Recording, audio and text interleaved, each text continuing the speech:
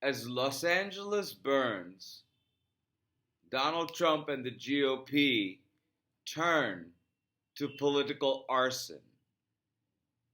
Welcome to Law and Society. Please subscribe and let's talk about this.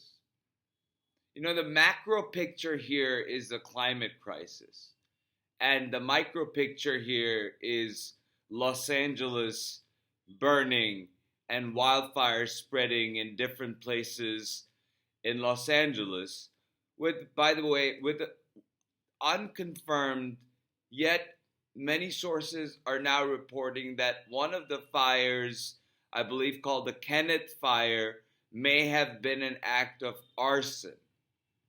But that setting that aside, I mean, a wildfire is a wildfire, if it's out of control after it was arson or not. I'm talking about all these fires. And the first fires started with, extreme weather conditions of dry weather, high winds, and just warm, high weather, warm wind, warm air, high speed winds, dryness, and all of this is a result of climate extremes that climate scientists have been talking about for decades now. From President Carter's time.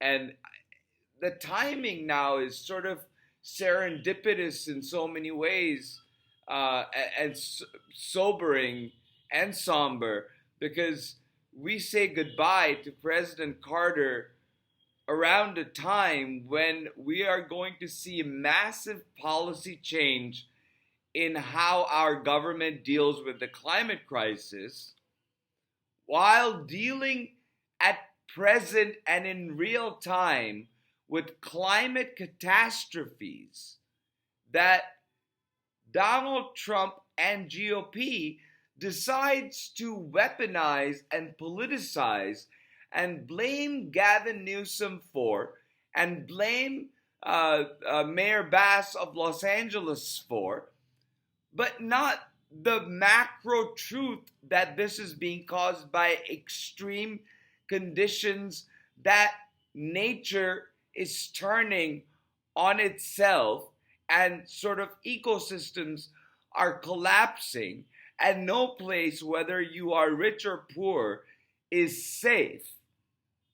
And getting that help to wherever these crises are, instead of focusing on that, if you are, being a contrarian for contrarian's sake, or being Donald Trump's lackey or Donald Trump and blaming Gavin Newsom and saying, oh, Karen Bass was on a international mission and not even in Los Angeles when the fire started. Well, was Mayor Bass supposed to know that the wildfires were going to start? I mean, is she some sort of a soothsayer or a prophet or something that we don't know about?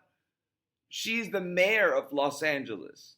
And then there's talk about there was not enough water. That's not the truth. There was an issue with water pressure, but that's simply not the truth. If you look at the size of this fire, it is engulfing much of northwest of downtown Los Angeles, and then spreading around that area, and you see that happening, and on the other side of downtown Los Angeles as well.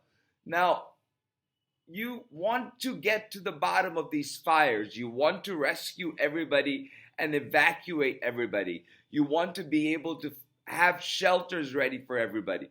And if the incoming president would want to help with that, then he would post the necessary information that's coming out of California on his social media posts so that his followers may be able to get to those shelters and may be able to evacuate in time.